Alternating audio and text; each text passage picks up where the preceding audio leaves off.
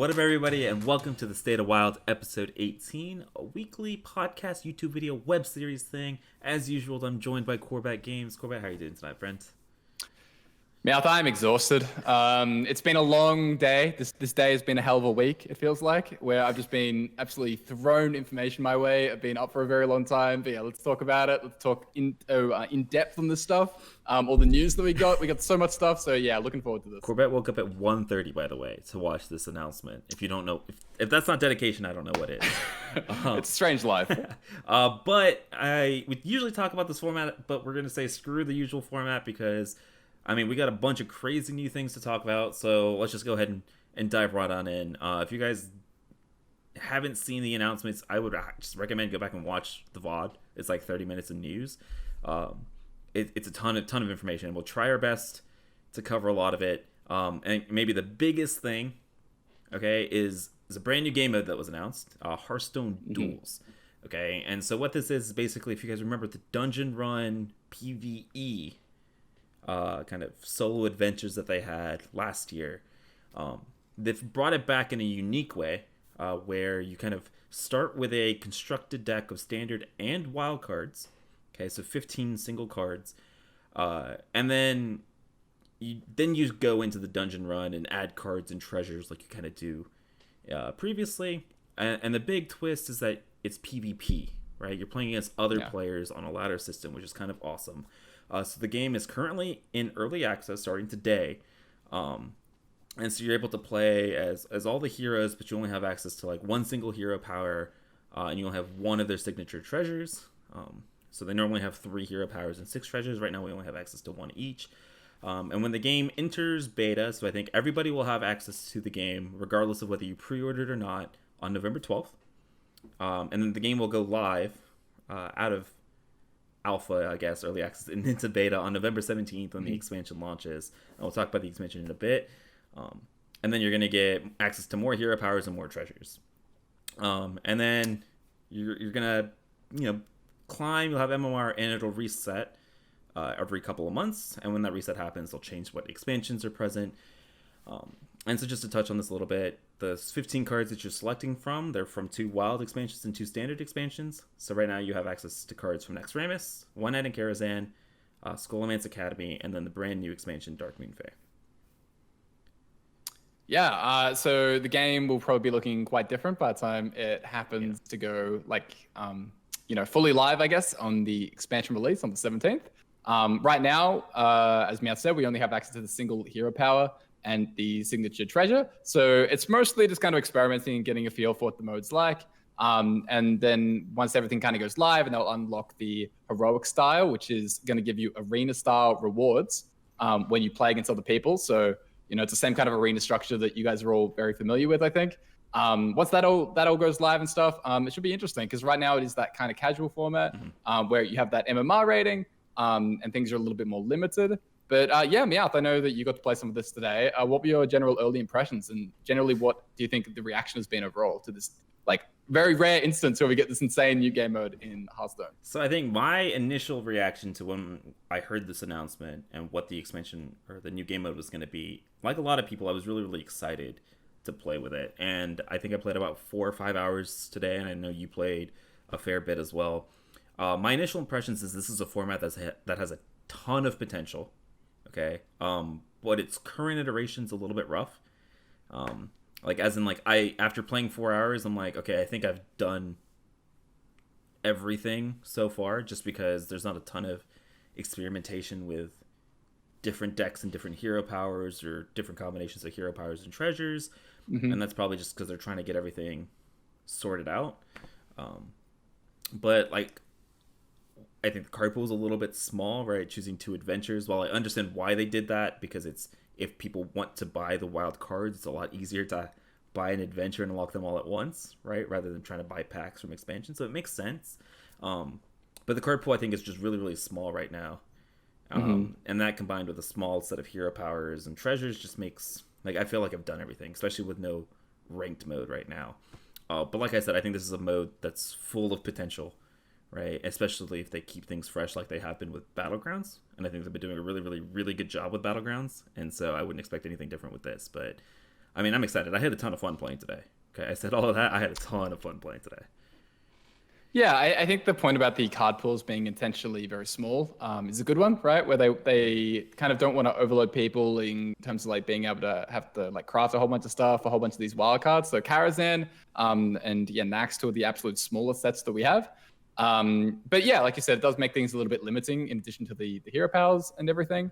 In contrast to Battlegrounds, which I think is like the only real thing that we can compare this to, Yeah. right? Where it's the only time where we've had this new game mode experience. It's sort of like early access type of thing. And a lot of the early Battleground stuff is kind of a little bit of a blur in my head, where it kind of just rushed through, where I remember just like playing a ton of it for the first like 10 days or so. But a lot of my early impressions, I remember being with Battlegrounds, I was kind of like very, like, I suppose, I was very impressed with what Battlegrounds was and how different it felt compared to just like Hearthstone as a game mode. It was very different than anything that we'd really seen before, especially for me, because I wasn't that familiar with the auto chess genre. I played a little bit of TFT, but that wasn't really super onto that kind of that kind of game as well.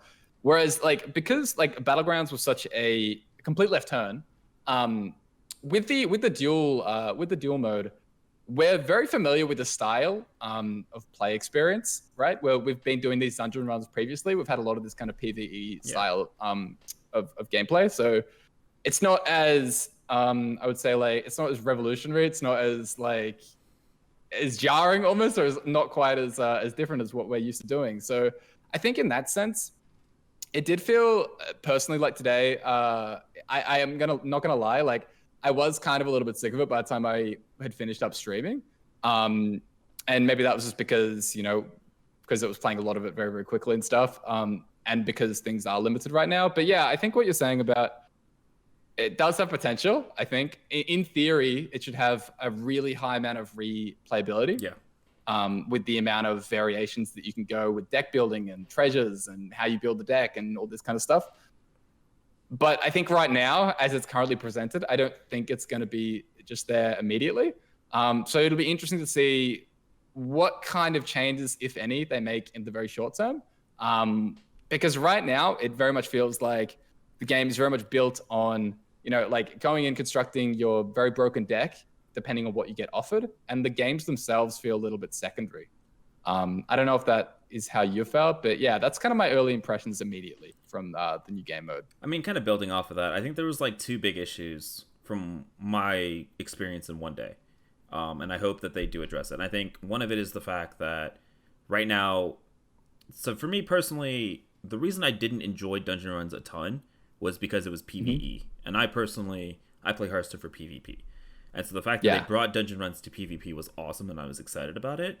I think what happened, though, is there's a little bit of loss of, like, there's some things that don't translate from a PvE experience to a PvP experience, right? And I think part of that is just, like, a huge gap in some of the power levels of these treasures and buckets, right? So, for example, Robes of Gaudiness, right? If you get that, that's, like, the best treasure in the game. And if I'm playing, like, for example, I played a Shaman deck. I was playing this really, really weird spell damage Shaman deck that I had not gotten offered any good treasures. My buckets were kind of wonky, but I was somehow scraping together wins. And then all of a sudden I get to 8 wins, and I immediately queue into like 2 players who have absolutely insane treasures, and you just kind of have no chance against them, right? So I definitely think there needs to be some sort of balancing and power level of the treasures, just because I don't think, like, in a PvE experience that's fine, right? Like, it doesn't really need to be balanced, right? Because it's like, you're going against a computer, you're not playing against somebody who's gonna have an emotional reaction to the power level gap. And I think a lot of thing is also the hero powers and treasures, man. Like, that was some of the most fun parts of dungeon runs, right? Being able to mix and match and like change how you're playing the game, right? And you don't really get that because, for example, I was playing the warlock hero. Her treasure does not synergize with our hero power very well at all, and it doesn't synergize with some of the creatures that are in the pool. So it just feels like there's like a power gap, a huge power gap. And I definitely think that if they get that sorted out, and then they keep things fresh, right? So they've mentioned that whenever they do big rotations like they do in BGs, they'll rotate heroes, right? So a lot of these heroes are Skullman's Academy based, okay? But then maybe the next big rotation they'll be Darkmoon Fair, themed heroes, right, with treasures and hero powers and stuff like that, which would be awesome. And Yeah, sorry. Yeah, I was going to say, like, just like you, I tend to play the game very much for that PvP experience. And today, when I was playing, it just didn't feel like I was playing against other human people. Yeah. It didn't feel like that at all. It very much felt like I was playing against a computer.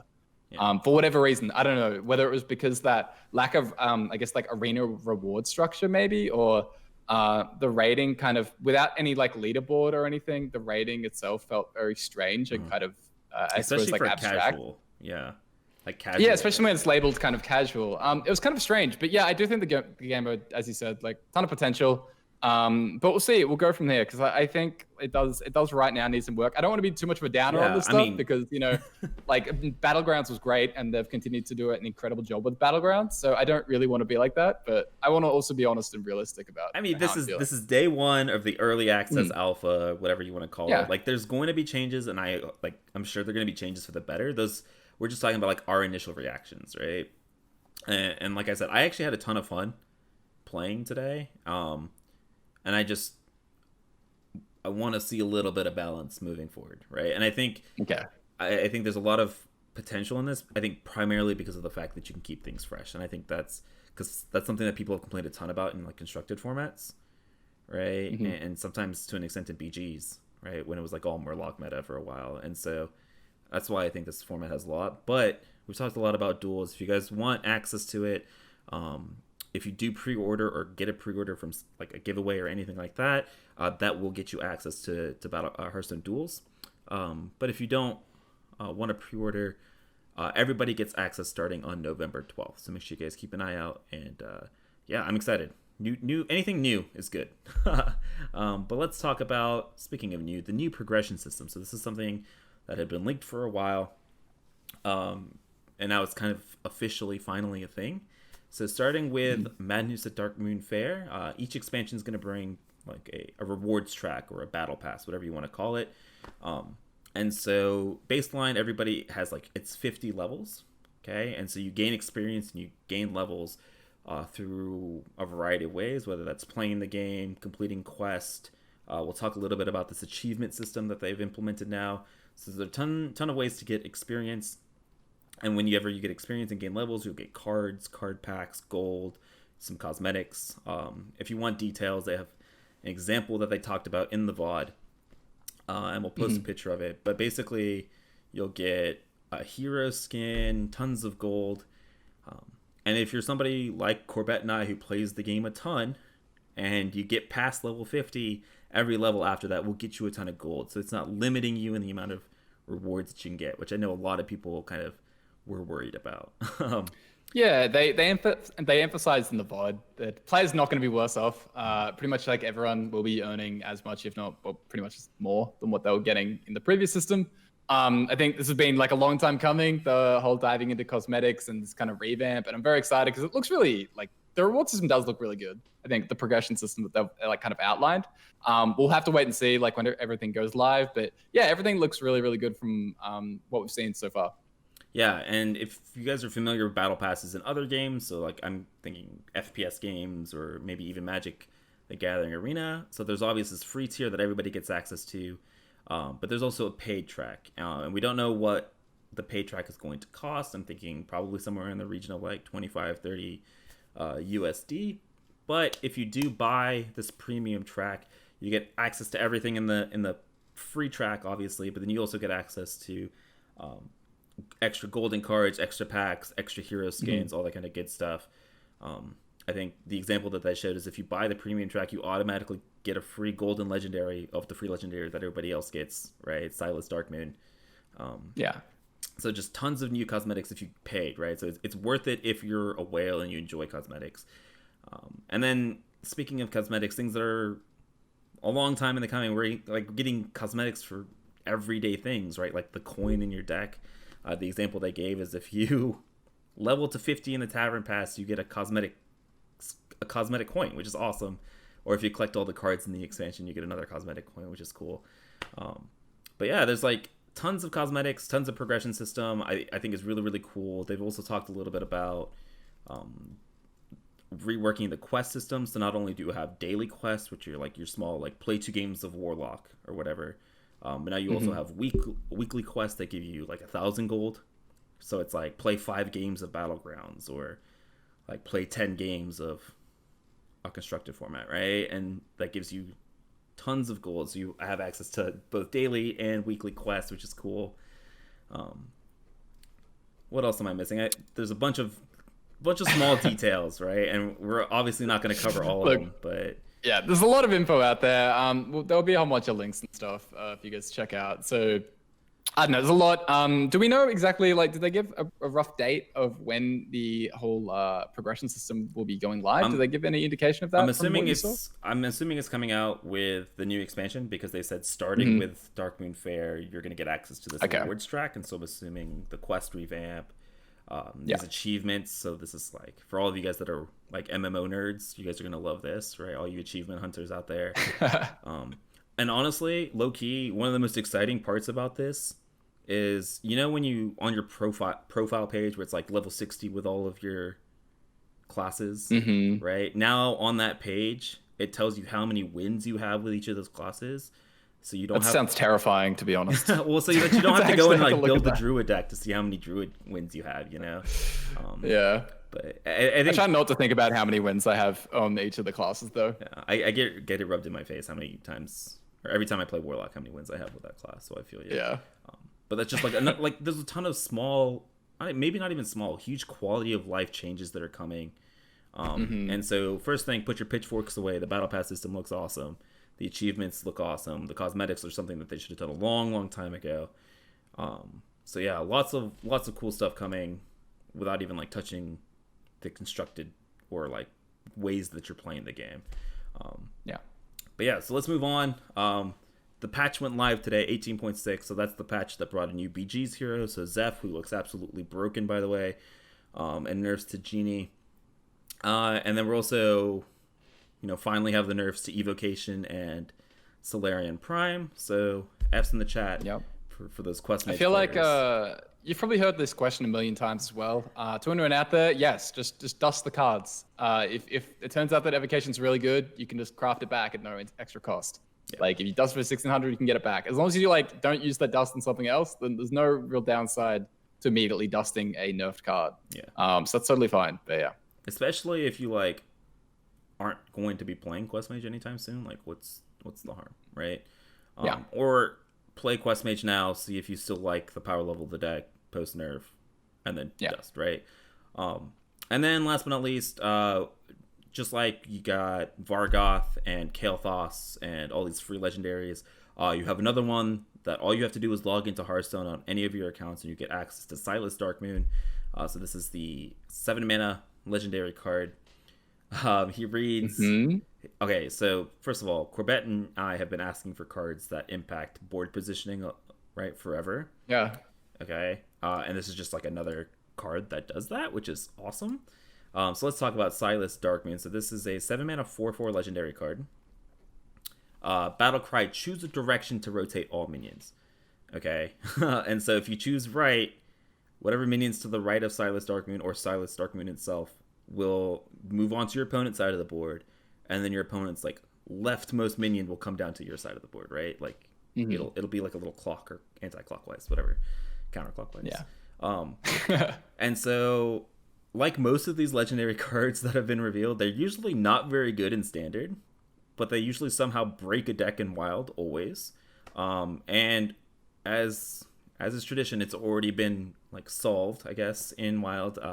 Silas Darkmoon gives you a win condition now in Odd Warrior. If you guys haven't seen this, oh my god, it gives you a win condition. Okay, unreal. So there's this card called Ashtung Soulflayer. So it's basically like Wrathguard. Whenever it takes damage, your hero takes damage. And so you'll play that, and then you'll play Silas so that you give your opponent the Ashtung Soulflayer, and then Shield Slam it for 30 damage. That's the ideal. I don't think it's super consistent. I know you played a lot of the deck. Is it good? Yeah, I played a bit today. Yeah, about that whole win condition idea. I don't know how much winning was actually done with this combo. With the 7-mana Treachery was basically is what we were using this for. No, I think this really isn't that consistent in Odd Warrior. It isn't really good enough at all. It's very, very hard for Odd Warrior to actually like accumulate that much armor. Even against some of the slower decks, like the idea is to give it lethality against things like Q-Block or I don't know, Reno Mage or Reno Priest, but it's actually hard for like Q-Block will pressure you before you can even get close to that amount of armor. Even like Reno Priest can put enough pressure on. So it's very, very difficult actually to get to the point where you get your one of Legendary and then you've had to save a Shield Slam and you've drawn through your deck. Like Odd Warrior doesn't have that much draw either. It's just it's just like a very awkward. Yeah, it's just like a very awkward combo to try and play in the deck. And yeah, it just doesn't quite work. And people have like talked about maybe trying it in other lists, where like if you get an Emperor discount, maybe you can do like Bring It On and that kind of thing. But at that point, we start talking about like an Emperor discount on 4 or 5 cards. And then why you're not? And once you get to that territory, once you get to that territory, it's terrible. So yeah, I think it's a cute idea, but not actually very practical. So maybe not even an Odd Warrior, but I've seen a little bit of ideas with like it Noctisari. Right, and so you can play some kind of like mill deck with that, right? I'm like in Rogue, right? You play Anka and you make Octosari like 1 mana, and then you like give it to your opponent with Silas, and then you backstab it, which is pretty sick. But yeah, the card's sick. The card's great. Like it's a sweet super card, cool flavor. Yeah. We don't know how good it'll be. If you guys have ideas of decks that you think it might be good in or combos that might it might work with, let us know down in the comments below. But now let's actually get to the big thing, the thing that we've kind of been dancing around. Talking about, let's talk about the new expansion. So this is Madness at Darkmoon Faire. If you guys haven't heard the song, pause this, go listen to it, because it's one of the best, I think, expansion songs I think we've had in a long time. Okay, it's the creepiest if they thing. come back, our listeners now a little traumatized, because that was one of the most terrifying things I think I've ever heard. The Darkmoon theme, dude, it was so legitimately cool. spooky, but it was very spooky. It's fun. Yeah, it was very spooky, but it was really cool as well. Yeah, I really liked it. Man, there was a lot of like interesting music that we got today. We got a whole bunch of like wrestling theme when the duel stuff was announced as well. That was kind of fun as well. Stuff that goes underneath the radar, all the flavor, just top notch. But yes, Madness at Darkmoon Faire, brand new Hearthstone expansion. It looks like it's going to be really, really sick just by the 12 cards we saw today. And we're going to talk about our favorites here in a bit. We're not going to talk about all of them, but we'll just talk about our favorites. So reveal season starts on November 3rd, right? So 10 days from today, maybe 11, depending on when this actually goes live. Depends on how lazy and quick I am at editing. It'll be November 3rd is when reveals start, and they usually end like 3 or 4 days before the actual expansion. So that we're going to get 130 something cards in the span of like 10 days, which is kind of insane, but also really freaking awesome. These next 10 days are going to go by really slowly. Yes. It might even be sooner than that. I know for the last reveal season, it was like a similar time frame where the expansion reveal season kind of kicked off about 2 weeks out, but we actually almost got a week off. So it was like the entire thing was almost jam-packed in about like a week, 9 to 10 days. Yeah. Okay. So it's very intense. Like there's a lot of new info that's going to be coming out very, very shortly. But yeah, Darkmoon Faire, man. Super excited on this one. Like we've heard this like rumored. I think we even mentioned it by name last week. Like on the last podcast. Yeah. So we mentioned Darkmoon. It seems very Hearthstone. This whole like reimagining of the old gods, kind of taking over Carnival. It seems very, very on brand. Very, very fun. Yeah. So yeah, looking forward to it. Old Gods was one of the that was pretty much the expansion where I kind of started picking up Constructed a little bit more. Nice. I remember playing a ton of Dragon Warrior. That was one of my first loves. So yeah, looking forward to kind of revisiting all this kind of stuff and getting this reimagined picture. But yeah, it looks really fun. Yeah, the flavor looks very Hearthstone-y. The cards that we've already seen look like they're going to be insanely fun to play, and they look like they're pretty decent power level as well, even for Wild, which is kind of interesting. So yeah, I don't think we've said this. The expansion comes out November 17th, so this is like 3 weeks earlier than we normally get an expansion, but who cares? That's awesome. And just a reminder, like when you're climbing the ladder next month, any ladder rewards give you packs from Madness at the Darkmoon Faire. But yeah, I don't know. We hate. Let's talk about the new mechanic. Let's just take this one step at a time. Let's talk about the new mechanic. Okay. So the new keyword is corrupted, right? We're talking about old gods, of course. The keyword's corrupted, and it's a very, very simple keyword. Okay, so if you're holding this card that has corrupted, usually it's not a very good card. Okay. But if you play a card that has a higher mana cost, so example, I'm holding a 3 mana card that says Corrupt, and I play a 4 mana card or above. Okay, what that will do is that'll transform your corrupted card, and it'll be an upgraded transformed version that'll still cost 3 mana.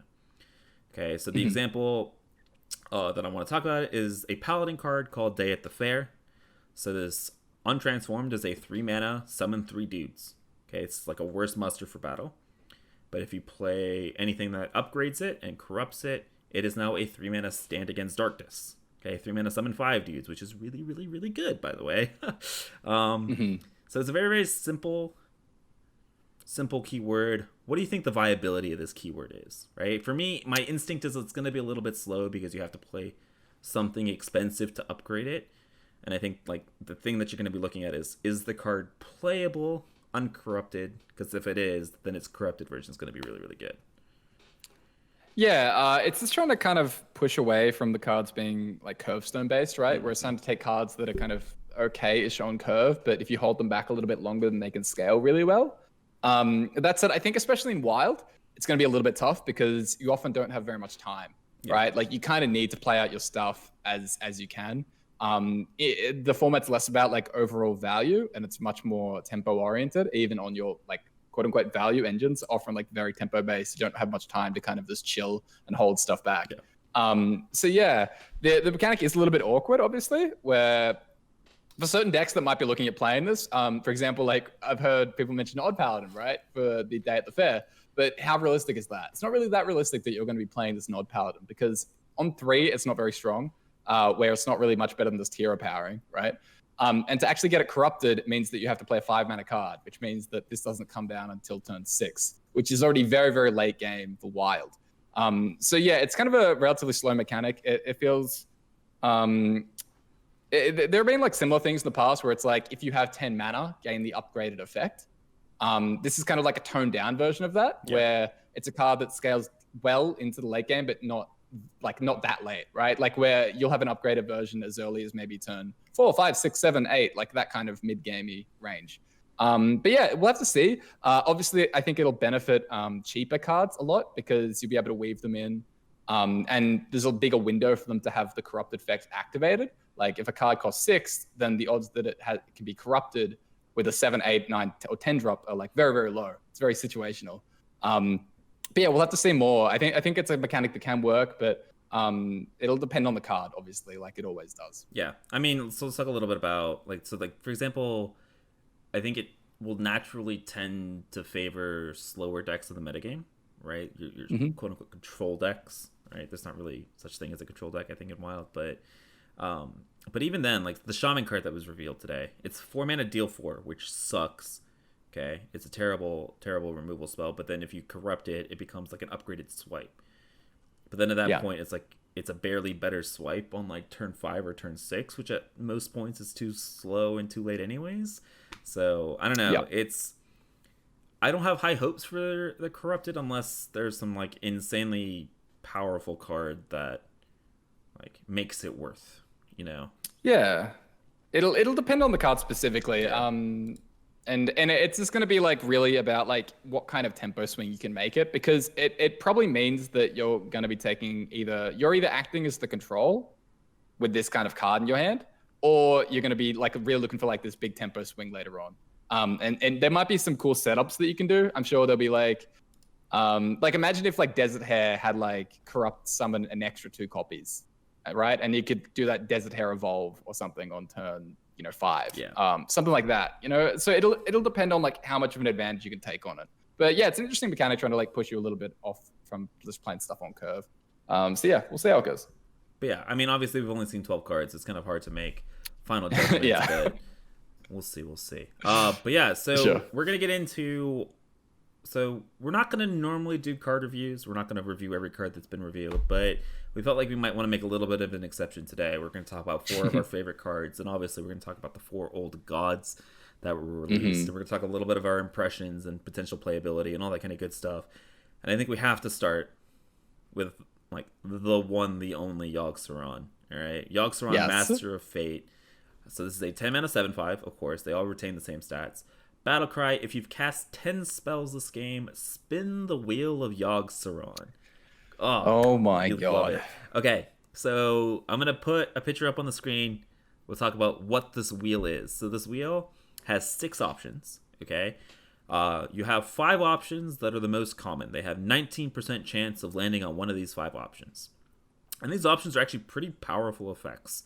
So the first one is called Hand of Fate. Fill your hand with random spells. They cost 0 this turn. Okay, a very Yogg-Saron-esque effect, right? Very powerful. Then you have Curse of Flesh. Fill the board with random minions and then give them rush. And that would be fill the board with random minions, then give yours rush. Give so yours I rush. believe it'll give the opponent minions as well. Oh.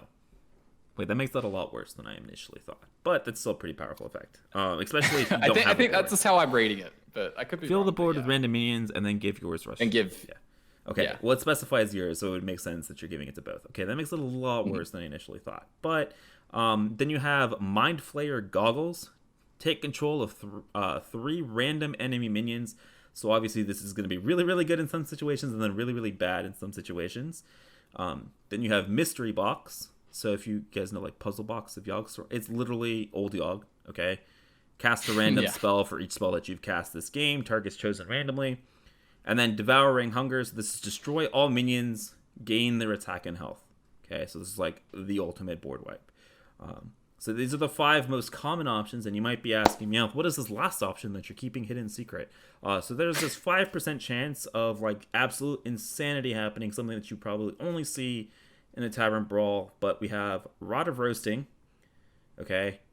And it literally says, this is not a meme, okay? This is literally what it says. Cast Pyroblast, the card, the 10 mana, deal 10, randomly until a player dies. This will literally kill you with Wow. it's Beautiful. Absolute chef's kiss. It's absolutely beautiful. This is like the most beautifully crafted, designed card. I absolutely love it. I don't care if it's competitive or not. I'm shoving it in every deck that runs any sort of spells because this effect it's beautiful. This is why you play Hearthstone, for cards like this. Well, we'll see. I don't care. I'm playing Hearthstone... it. I'm playing it. Okay. Well, Yogg is actually very the way they've designed this card is actually pretty interesting to me. Where like I think a lot of the effects look like it's very random, right? Like it looks like you spin the wheel, it's kind of presented in a way that makes it look very, very RNG heavy. But I actually don't think it's that RNG heavy most of the time. A lot of these effects are doing basically the same thing, right? Which is like you play Yogg, you clear the opponent's stuff, and you develop a couple minions. Yeah. That's basically what this is doing, right? Whether it's like cast a whole bunch of spells that cost 0, like you're probably removing, maybe you get a little bit of development. Draw a couple you cards. might play some secrets. Yeah. If you summon all your minions, you also have rush. It means that you're the one making the trades, right? Immediately. So even if like you do fill the opponent's board, you're probably like making a ton of value trades where possible. Which is the same kind of thing, right? You're kind of just removing stuff, developing. Take 3 of their minions, same thing. Random spells, old Yogg. Basically, we know how that goes, right? We know how Puzzle Blocks works. It clears stuff, develops. So even though it very explicitly looks random, and there'll be definitely some fun moments, right? Where for a lot of people kind of like this stuff a lot. I think it's actually it's actually going to be quite similar a lot of the time in its actual like practicality, like in actually what it does. Except for the Pyroblast. The Pyroblast is kind of the insanity, I think. I mean, the main exception. But like that's the kind of effect that you want a 10-drop to have, right? Like a super powerful swing the board back into your favor, right? It's similar to like what N'Zoth does, what Gul'dan does, right? So I like it. I know a lot of people had issues with like the competitive nature of this card. Yeah. As is like the usual conversation on Twitter and Reddit. But they did talk about how they can potentially change what the dials do, right? Because it's not specified on the card itself. They can change what is on the wheel of Yogg-Saron. They can change the percentage chances of those. So if it ends up being a problem in the future, it's something they can change, which is nice. Yeah, it's such a great point. Like it's rare that a card given this much is giving this many options really for the designers to kind of tweak however they want, which is really, really cool. And so if it does become an issue, I'm sure it'll be addressed. But right now, yeah, it seems actually pretty sweet the way it's being put together and stuff. But yeah, I think like it's the same kind of thing with Quest Mage or like Cyclone Mage, where if you kind of turn off the part of your brain that says like, oh, they generated the perfect answer, and if you kind of just accept that like, yeah, it's Quest Mage, they're gonna generate like, or it's Cyclone Mage, they're gonna generate like a billion cards. Like, yeah, of course they're gonna generate the perfect answer at some point. With Yogg, I think like if you just turn off the part of your brain that looks at the actual cards that are being randomly cast, and you kind of just like accept that it's a board clear in development, and that you're like, oh, that's a 10 drop. Like if that part of your brain kind of turns off, then I think it's fine, a lot easier to kind of handle overall. So what I'm hearing from this is Corbett loves this card. Corbett is going to play this in every deck. And yep, and I will turn my brain off. that's the message. But yes, Yogg Saron, I think it's an amazing card. I love it. Let's talk about the next one. Let's talk about Yashara the Defiler, or Yashar the Defiler. It's Yashara, right? I would say Yashaj. Yashaj. The Is that wrong? The Defiler. All right, let's talk about the Defiler. The Defiler. He's a 10-minute 10/10 battle cry. Add a copy of each corrupted card you've played this game to your hand. They cost 0 this turn. I'm assuming you're getting the upgraded corrupted version. Yeah. That would make sense. Again, I think this is a card that very explicitly depends on the other cards that are revealed in the set, so it's really hard to evaluate. Yeah. But I think my initial instinct is you're probably not wanting to play a ton of these corrupted cards in Wild because of what we talked about earlier about how difficult this mechanic is going to be good in Wild. Obviously, we'll see. Maybe they'll release some broken cards that you kind of have to play. We'll see. But yeah, this is just very similar to one of the Yogg wheels, right? Where you get a copy of all these corrupted cards. They cost 0 this turn. And instead of playing spells that cost 0, you just get these upgraded corrupted cards. So it's a better version of one of the wheels of Yogg, and that wheel was really good in Yogg anyways. Yeah. So if the corrupted cards are good, I think this will see potentially play.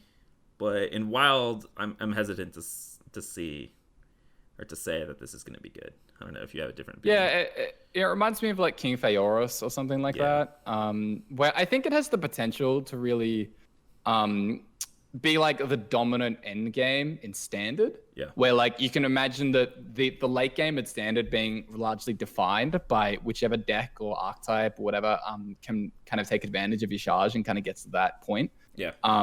But I think in Wild, obviously 10 mana is a lot of mana, right? We're competing against things like Gul'dan, which cheat out stuff very efficiently, a lot easier than the corrupted cards are going to be cheated out. The corrupted cards are going to be relatively vanilla, it feels like, or a bit better than that, which is fine. But again, we'll have to see exactly what it looks like. But this very much looks more like that standard bomb, that end game threat rather than a wild card. But again.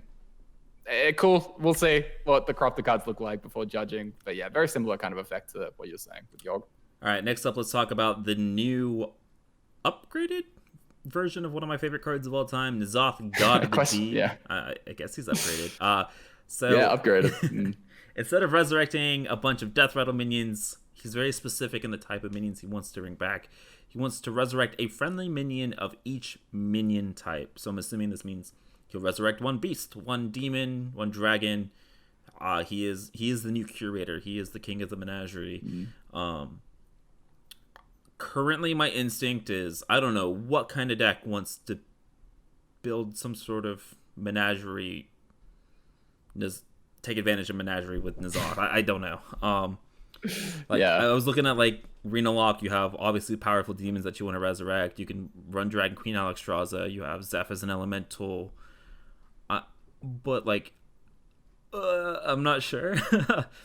Yeah, I think it's one of those things where you might be so desperate to kind of look for the home run that you kind of miss that you might not need to summon one of each kind, right? Yeah, if you're hitting just like a couple big things that just happen to be in your deck, then that's pretty good.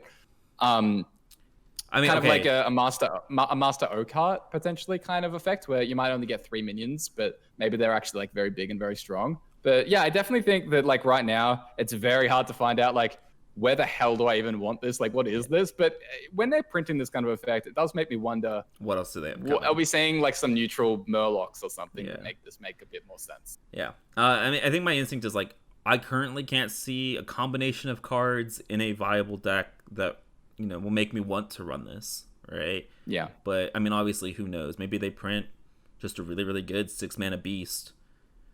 Right. I can imagine this in something like LPG Mage, where if there just happens to be the right kind of minions printed alongside the stuff, where there's this like good Highlander, whatever, like now there's a Murloc for some reason that we want to start including.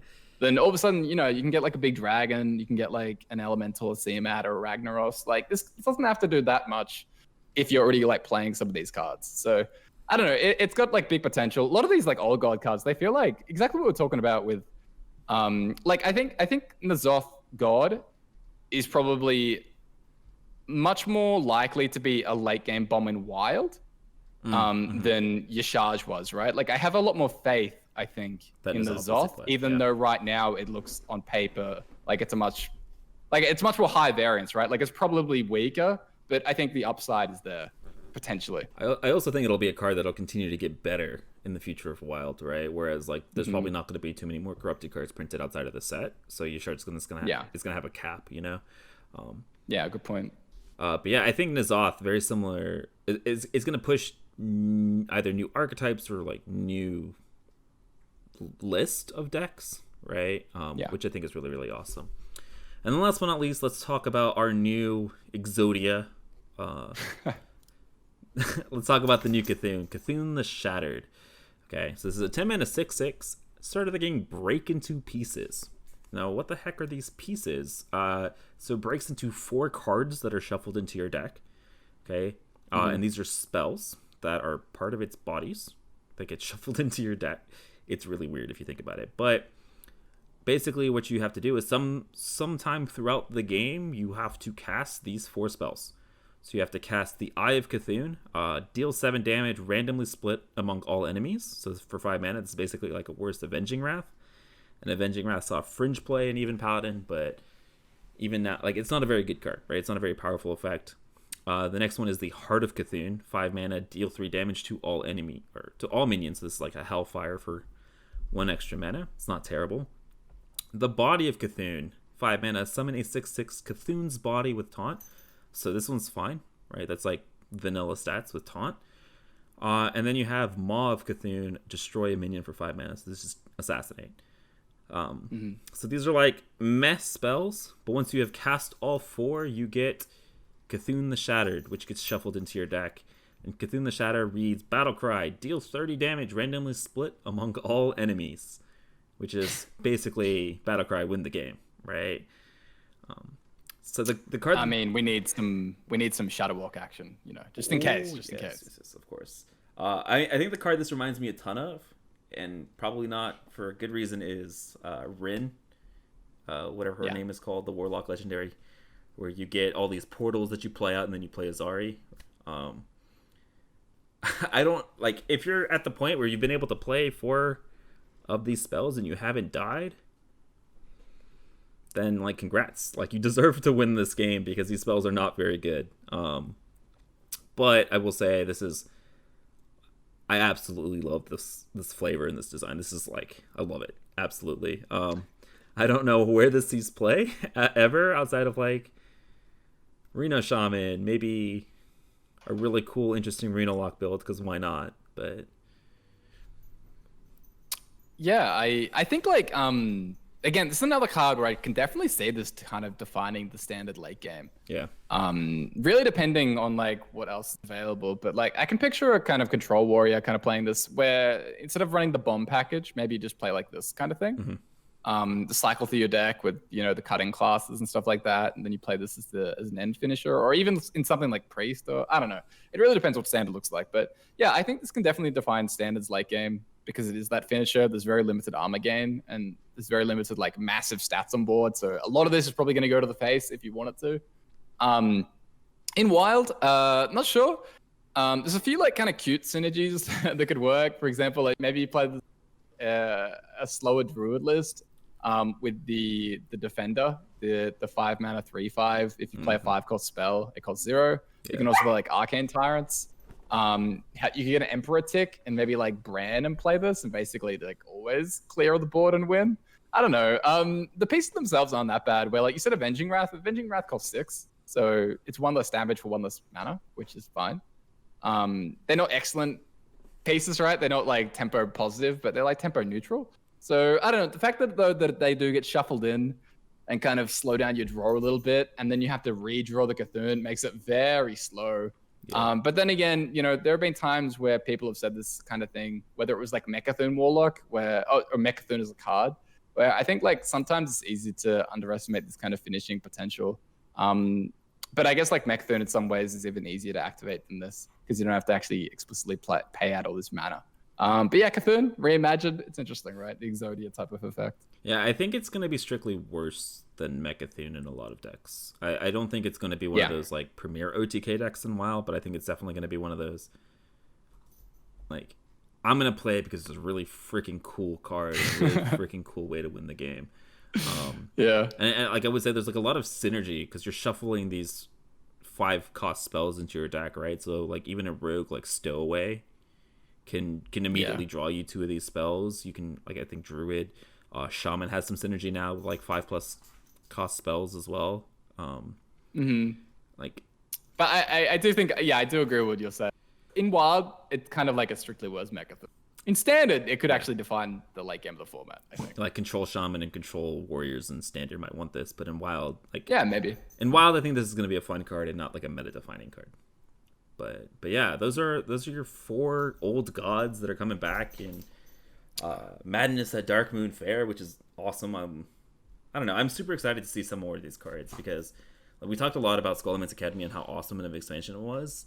And it like just from like the cards we've seen today and these old gods, it looks like this expansion is going to be no different. I think I'm really excited. Yeah, and the turnaround's obviously going to be really quick. Where, you know, this is right around the time where we normally have an entire month basically before we kind of got into this kind of detail. But yeah, the expansion's coming out really soon, guys. So November 17th, reveal season kicking off on I believe the 3rd. So yeah, it's all going to be happening super quick. All this new stuff, and yeah, we'll be able to dig into everything over the next like few weeks. Yeah, and so like I said, we're not going to be as these weeks go on. We'll be talking about some of our favorite cards that have been revealed. We're not planning on doing any sort of detailed card review together. I mean, I'm going to be doing some individual ones on my channel. I don't know if Corbett's going to be doing some. He might talk a little bit about it on a stream. But we might be doing some like theory crafting later as well. Corbett and I usually do a theory crafting stream together, so if you guys want to check us out, make sure you guys follow us on YouTube and Twitch.